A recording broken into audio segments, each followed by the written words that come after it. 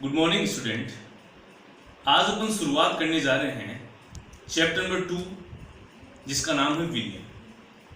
विलयन जो है वो आसपास में अपन प्रकृति के अंदर और अपने दैनिक जीवन में कई प्रकार के विलयन जो है वो या कई प्रकार के विलयनों का उदाहरण जो अपन देखते हैं, जिसमें जो विलयन की अवस्था है उसको कैसे परिभाषित किया जा सकता है। तो दो या दो से अधिक रासायनिक पदार्थ जो आपस में क्रिया नहीं करें उनके समांगी मिश्रण को क्या कहते हैं? विलयन कहते हैं। जैसे पीतल है, पीतल का बर्तन आपने देखा है जो कि जिंक और निकल दो धातु है उनका समांगी मिश्रण होता है।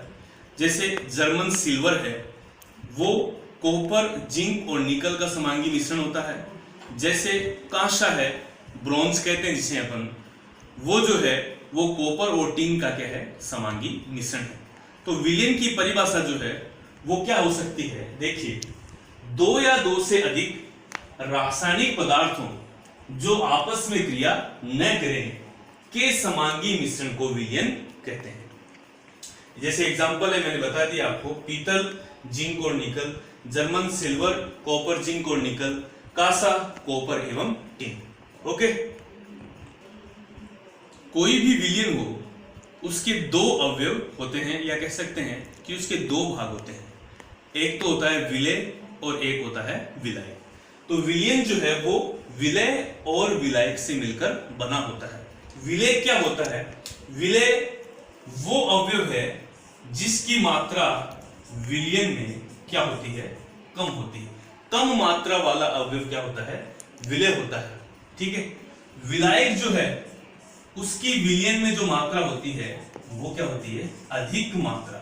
यानी अधिक मात्रा वाला जो अवयव होता है वो क्या होता है? विलायक होता है। विलय जिसकी मात्रा कम है वो विलयन में एक से अधिक भी हो सकते हैं। विलयन में क्या हो सकते हैं? ये एक से अधिक भी हो सकते हैं। तो ध्यान रखिए, विलय के बारे में कम मात्रा और एक से अधिक होगा, और विलायक जो है वो अधिक मात्रा में पाए जाने वाला अवयव होगा। तो ये है विलयन के दो अवयव।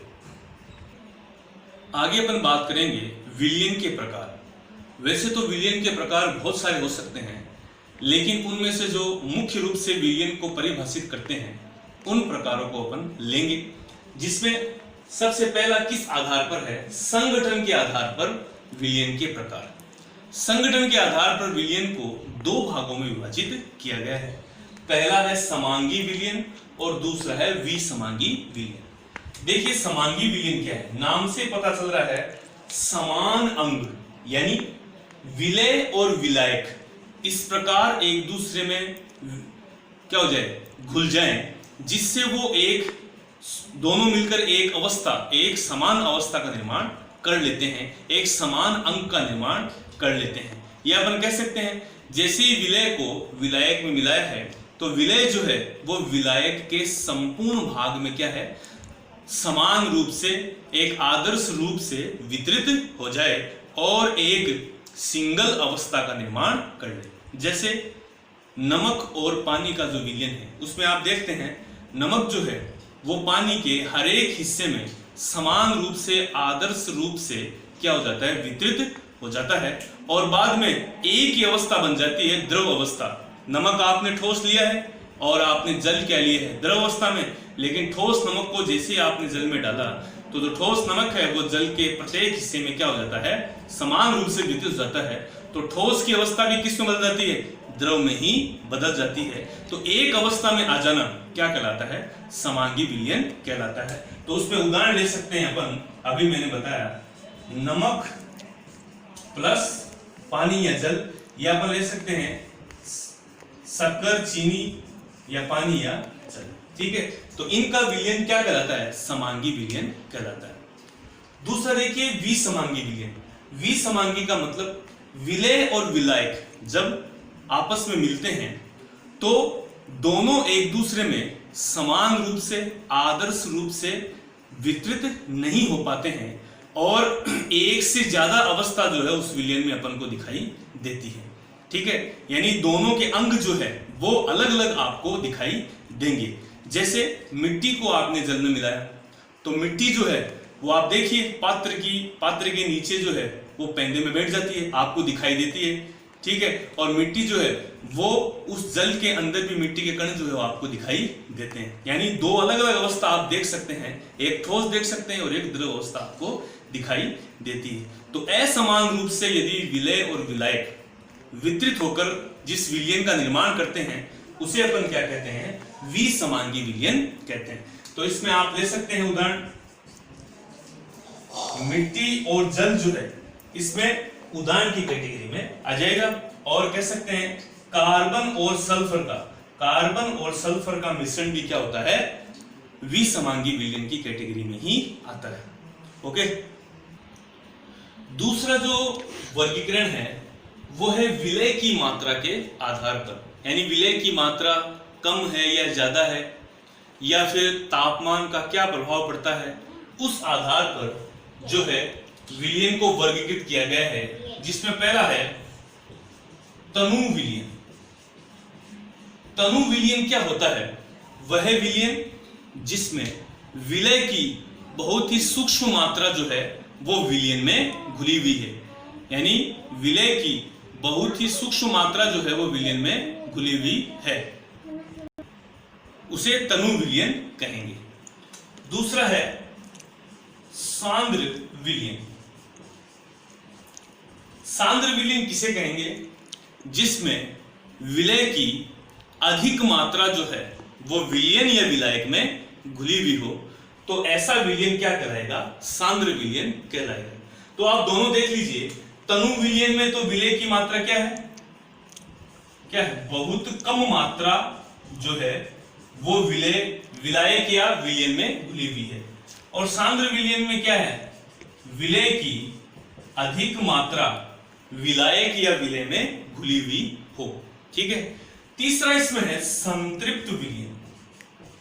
संतृप्त विलयन क्या होता है, एक निश्चित ताप पर विलय की जो मात्रा विलायक या विलयन में घुली हुई रहती है, और अपन कह सकते हैं उससे अधिक मात्रा जो है वो विलय की विलायक या विलयन में नहीं घोली जा सकती, उस विलयन को कहते हैं संतृप्त विलयन। ध्यान रखिए, एक निश्चित ताप पर विलय की भी निश्चित मात्रा विलायक या विलयन में घुली हुई हो, और उस निश्चित मात्रा से और अधिक मात्रा जो है वो विलायक या विलयन में यदि नहीं घोली जाए, तो उस विलयन को अपन क्या कहते हैं, संतृप्त विलयन कहते हैं। तो क्या कह सकते हैं, यहां पर कोई निश्चित ताप होगा, किसी निश्चित ताप होगा, और उस निश्चित ताप पर विलय की मात्रा भी क्या होगी, निश्चित होगी, ठीक है। और इस विलयन को क्या कहेंगे अपन, संतृप्त विलयन कहेंगे। फोर्थ है असंतृप्त विलयन।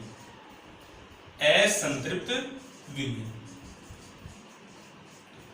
असंतृप्त विलयन क्या है कि निश्चित ताप की जगह क्या आ जाएगा, किसी दिए हुए ताप पर या किसी ताप पर, ताप कोई भी हो सकता है, ज्यादा हो सकता है, कम हो सकता है, निश्चित की जरूरत नहीं यहां पर, तो किसी ताप पर, यानी ताप बढ़ा सकते हैं आप, किसी ताप पर विलय की अब अधिक से अधिक मात्रा यदि विलायक या विलयन में घुली हुई हो, तो ऐसे विलयन को क्या कहते हैं, असंतृप्त विलयन कहते हैं। यानी अगर संतृप्त विलयन को ही क्या बनाना है, असंतृप्त विलयन बनाना है, तो इस निश्चित ताप की जगह क्या कर दें आप, किसी ताप कर दें, और निश्चित विलय मात्रा की जगह क्या हो जाएगा, अधिक से अधिक विलय की मात्रा जो है अपन उसमें अगर घोल पाते हैं, तो ऐसे विलयन को क्या कहेंगे, असंतृप्त विलयन कहेंगे। जैसे एक गिलास आपने अगर पानी लिया है और उसमें एक चम्मच आपने चीनी जो है घोली है, इजीली जो है वो कमरे के ताप पर घुल जाएगी, ठीक है। एक चम्मच और आप घोलना चाहते हैं तो वो भी जो है आसानी से उस रूम टेम्परेचर पर, कमरे के ताप पर घुल जाएगी। लेकिन जैसे ही आप तीसरी चम्मच शुगर की आप उस पानी में ऐड करेंगे, तो अब वो जो है घुलना बंद हो जाएगी। तो 2 चम्मच तक आपने जो विलयन बनाया है वो क्या कहलाएगा, संतृप्त विलयन कहलाएगा। और अगर आप तीसरी चम्मच भी घोलना चाहेंगे, तो अब आप उस पानी को क्या कीजिए, गर्म कीजिए। तो गर्म किए हुए पानी में अगर आप तीसरी चम्मच भी डालेंगे तो वो भी क्या हो जाएगी, उसमें घुल जाएगी। तो आपने अब की बार अधिक से अधिक मात्रा घोली है, तो अब विलयन जो बना है वो क्या कहलाएगा, असंतृप्त विलयन कहलाएगा। ठीक है, तो ये चार जो प्रकार हैं वो किस आधार पर है, विलय की मात्रा के आधार पर, जिसमें तनु विलयन है, बहुत कम मात्रा विलय की होगी। सांद्र विलयन है, बहुत ही अधिक मात्रा विलय की होगी। संतृप्त विलयन है, निश्चित ताप पर निश्चित विलय की मात्रा होगी। और असंतृप्त विलयन है, वो किसी ताप पर अधिक से अधिक विलय की मात्रा घोली जाए। तो ये प्रकार जो है वो विलय की मात्रा के आधार पर है। ओके, अगला जो है वो है भौतिक अवस्था के आधार पर विलयन के प्रकार। देखिए, विलयन की जो भौतिक अवस्था है वो विलायक की भौतिक अवस्था पर निर्भर करती है। यदि विलायक जो है वो द्रव अवस्था में है तो संपूर्ण विलयन की अवस्था भी क्या हो जाएगी, द्रव अवस्था में होगी। यदि विलायक जो है वो ठोस अवस्था में है तो संपूर्ण विलयन की अवस्था भी क्या हो जाएगी, ठोस हो जाएगी। और यदि विलायक जो है वो गैस अवस्था में है तो संपूर्ण विलयन की अवस्था भी क्या हो जाएगी, गैसीय हो जाएगी। ठीक है, तो इस आधार पर, भौतिक अवस्था के आधार पर विलयन तीन प्रकार के होते हैं, गैसीय विलयन, द्रवीय विलयन या द्रव विलयन और ठोस विलयन। ओके, तो सबसे पहले बात करते हैं गैसीय विलयन की।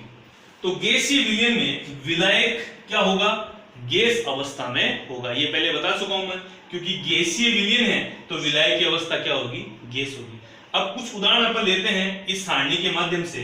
तो देखिए, विलायक में मैंने गैस गैस गैस लिखा है और विलय में मैंने एक बार तो गैस लूंगा, मैं एक बार द्रव लिया है और एक बार ठोस लिया है। तो पहला आप देखिए, गैस का गैस में मिश्रण का उदाहरण क्या है, ऑक्सीजन तथा नाइट्रोजन का मिश्रण। यानी ऑक्सीजन गैस है और नाइट्रोजन भी क्या है, गैस है। दोनों का मिश्रण जो है वो किस कैटेगरी में आएगा, गैस गैस कैटेगरी में आएगा। दूसरा देखिए, द्रव का गैस में मिश्रण, यानी द्रव जो है वो विलय है और गैस क्या है, विलायक है। तो देखिए, क्लोरोफॉर्म का नाइट्रोजन में मिश्रण या क्लोरोफॉर्म एवं नाइट्रोजन का मिश्रण, जहां नाइट्रोजन जो है वो गैस है यानी विलायक है और क्लोरोफॉर्म है वो द्रव है। ये क्लोरोफॉर्म का फॉर्मूला है CH जो द्रव अवस्था में है और किस में घुला हुआ है, नाइट्रोजन गैस में घुला हुआ है। इसका मिश्रण किस में आएगा, गैस द्रव में आएगा। तीसरा है, ठोस को गैस में घोलना है तो कैम्फोर एवं नाइट्रोजन का मिश्रण। कैम्फोर जो है वो एक प्रकार का कपूर है, कपूर आपने देखा है, उसका कार्बनिक जो है वो नाम इस कैटेगरी में आ जाता है। तो कैम्फोर और नाइट्रोजन का मिश्रण, जहां नाइट्रोजन जो है वो क्या है, गैस अवस्था में विलायक है और कैम्फोर जो है वो ठोस अवस्था में विलय, ये दोनों मिलकर ठोस गैस का उदाहरण बनते हैं। तो दूसरा है द्रव विलयन। तो द्रव विलयन में विलायक क्या होगा, द्रव होगा और उसी की अवस्था विलयन को प्रभावित करती है। तो हमने ले लिया विलायक की जगह सभी में द्रव द्रव द्रव, और विलय में एक बार गैस लेंगे, फिर द्रव लेंगे, फिर ठोस लेंगे। तो पहला देखिए, द्रव और गैस का मिश्रण। तो देखिए, ऑक्सीजन का जल में मिश्रण, जल है, जल के अंदर ऑक्सीजन घुली हुई रहती है, तो ऑक्सीजन तो गैस है और जल क्या है, द्रव है, जो एक विलायक का काम करता है। द्रव द्रव का मिश्रण देखिए, एल्कोहल का जल में मिश्रण, एल्कोहल को जल में घोला जाता है तो एल्कोहल द्रव अवस्था में, जल भी द्रव अवस्था में, तो दोनों का मिश्रण क्या कहलाएगा, द्रव द्रव मिश्रण कहलाएगा। फिर देखिए, ठोस को द्रव में मिलाओ। तो ठोस को द्रव में मिलाओ में बहुत सारे उदाहरण है, नमक को जल में घोलो, चीनी को जल में घोलो, और यहाँ लिया है मैंने ग्लूकोज का जल में मिश्रण, इस उदाहरण की कैटेगरी में आ जाएगा। तीसरा है ठोस विलयन। तो ठोस विलयन में विलायक क्या होगा, ठोस होगा। तो हमने ले लिया सभी की जगह ठोस को हमने विलायक के रूप में लिया है और विलय के रूप में गैस, द्रव और ठोस अपन लेंगे। तो पहला देखिए मिश्रण, ठोस और गैस का मिश्रण। देखिए, हाइड्रोजन गैस का पैलेडियम धातु की सतह पर अधिशोषण। देखिए, पैलेडियम धातु जो है वो वहां पर किसका काम कर रहा है, ठोस विलय का काम कर रहा है, और हाइड्रोजन गैस जो है वो किसका काम कर रही है, गैस विलय का काम कर रही है। यानी हाइड्रोजन गैस जो है वो पैलेडियम की धातु पर क्या हो जाती है, जमा हो जाती है। तो वो किस कैटेगरी में आएगा, हाइड्रोजन जो विलय है वो जमा हो गया और किसकी सतह पर, पैलेडियम धातु जो विलायक है उसकी सतह पर क्या हो जाता है, अधिशोषित यह जमा हो जाता है। दूसरा देखिए ठोस और द्रव का मिश्रण, तो सोडियम मरकरी का अमलग्रम, तो सोडियम जो है वो किस अवस्था में, ठोस अवस्था में, और मरकरी जो है वो कमरे के ताप पर कौन सी अवस्था में रहती है, द्रव अवस्था में रहती है। इन दोनों का मिश्रण जो है वो क्या कहलाता है, सोडियम मरकरी अमलगम कहलाता है। और तीसरा अंतिम देखिए ठोस ठोस का मिश्रण, तो कॉपर एवं गोल्ड, गोल्ड का जो सिंबल है वो है Au, तो कॉपर एवं ओरम, ओरम को क्या कहते हैं अपन, गोल्ड कहते हैं, सोना कहते हैं। इन दोनों का मिश्रण किस में आएगा, ठोस ठोस जो है विलयन में आएगा। ठीक है, तो आज हमने बात की विलयन किसे कहते हैं, विलयन के कितने अवयव होते हैं और विलयन के कितने प्रकार है, जिसमें हमने संगठन के आधार पर विलयन को दो भागों में समांगी मिश्रण और विसमांगी मिश्रण, विलय की मात्रा के आधार पर हमने चार प्रकार में तनु विलयन, सांद्र विलयन, संतृप्त विलयन तथा असंतृप्त विलयन, और अंतिम था हमारा भौतिक अवस्था के आधार पर हमने गैसीय विलयन, द्रव विलयन और ठोस विलयन को अलग अलग उदाहरणों से समझा है। अगली क्लास में अपन बात करेंगे कि जो विलयन है उसकी सांद्रता को निर्धारित करने के लिए कितनी इकाइयों का इस्तेमाल होता है, किस प्रकार से उसमें अंकीय प्रश्नों को अपन सोल्व करेंगे, वो अपन अगली क्लास में बात करेंगे। तब तक के लिए आप इसे अपनी बुक से क्या करेंगे, वापस से रिवाइज करेंगे। ठीक है, धन्यवाद।